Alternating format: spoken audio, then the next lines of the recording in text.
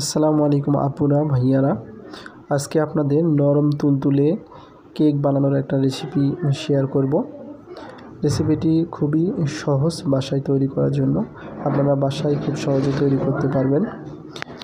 তো দেখতেই পাচ্ছেন আমি 2টা ডিম নিয়েছি। আজকে 2টা ডিমের মাধ্যমে আমি কেকটি তৈরি করব। তো ডিম দুটি আমি প্রথমে ভেঙে নিচ্ছি।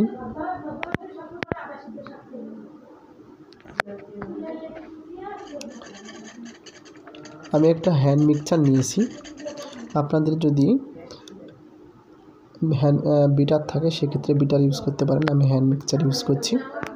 তো এটা দিয়ে হালকা ডিমগুলোকে একটু ফেটে নিলাম।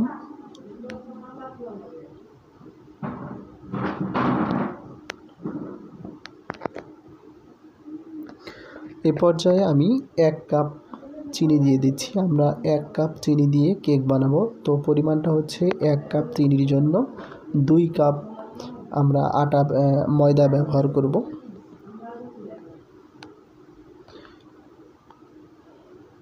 তো চিনি এবং ডিমটা আমরা ভালো করে ফেটে নিব। এটা চিনির দানা যেগুলো আছে, চিনির দানাগুলো সম্পূর্ণ গলে যাওয়া পর্যন্ত আমরা এভাবে হ্যান্ড মিক্সার দিয়ে ফাটাবো। আমি আরেকটু পরিমাণ চিনি বাড়িয়ে দিচ্ছি।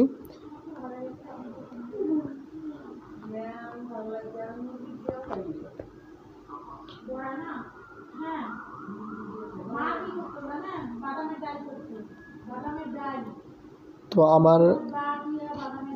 আমার ডিম এবং চিনিটা ফেটানো হয়ে গেছে।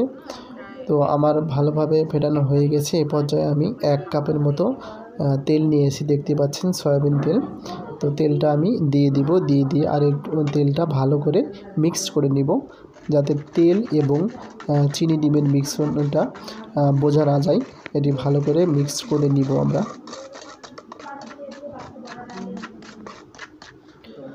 তো আমার তেল এবং ডিম এগুলো সবগুলো উপাদানগুলো ভালো করে মিক্সড করা হয়ে গেছে।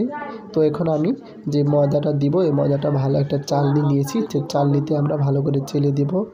তো চেলে দেওয়ার পর আমরা দেখতে পাচ্ছেন একটা বেকিং পাউডার নিয়েছি, আমরা 2 চা চামচ বেকিং পাউডার দিয়ে দিচ্ছি। তো বেকিং পাউডার দেওয়ার পর আমার বেকিং পাউডার এবং ময়দা দেওয়ার পর এটি অনেক গাঢ় হয়ে গিয়েছিল। তো গাঢ় এড়ানোর জন্য আমরা দুধ ব্যবহার করেছিলাম। তো দুধটি দিয়ে আমরা পরিমাণ মতো এটি বেটারটা নেওয়া হয়ে গেছে। এবং নেওয়ার পরে আমরা দেখতে পাচ্ছেন একটা প্যান নিয়েছি। তো এই প্যানেই আমরা আজকে কেক তৈরি করব। তো এখানে প্রথমে আমরা ময়দা দিয়ে তেল দিয়ে এটি করে নিয়েছি। এ পর্যায়ে আমরা কিছু ভ্যানিলা এসেন্স দিয়ে দিলাম।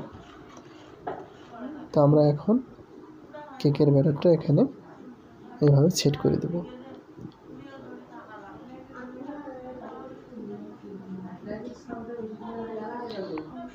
কেকের ব্যাটারটা দেওয়ার পর আমরা এইভাবে একটু ঝাঁকি দেবো, যাতে করে ভিতরে কোনো বাতাস না থাকতে পারে। তো এই পর্যায়ে আমরা গ্যাসের চুলার ভলিউমটা আপনাদের দেখা দিচ্ছি, লো মিডিয়াম ভলিউমটা থাকবে, অবশ্যই লো মিডিয়াম হতে হবে। এবং এই পর্যায়ে আমরা একটা প্যানের মধ্যে দিয়ে এটি ভালো করে ঢাকনা দিয়ে ছিদ্র রয়েছে, ছিদ্রটা বন্ধ করে দিচ্ছি। তো আমরা মোটামুটি 1 ঘন্টার মতো এভাবে রেখে দিয়েছিলাম। তারপরে আপনাদের দেখাচ্ছি এটি আমাদের কেকটা অলরেডি হয়ে গেছে।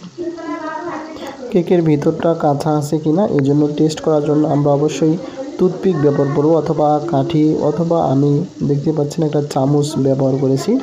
চামচ দিয়ে ভিতরে ঢুকিয়ে দেখেছি যে এর চামচের ভিতর কিছু লেগে নাই, তার মানে আমাদের কেকটা ভালোভাবে হয়ে গেছে।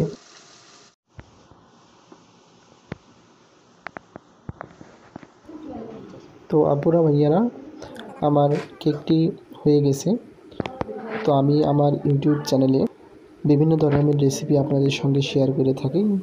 যদি আপনাদের পছন্দের কোনো রেসিপি থাকে তো সেটি যদি দেখতে চান তাহলে অবশ্যই আমাকে কমেন্টস করে জানাবেন, এবং আপনারা বাসায় অবশ্যই ট্রাই করবেন। আজকের মতো এখানে শেষ করছি।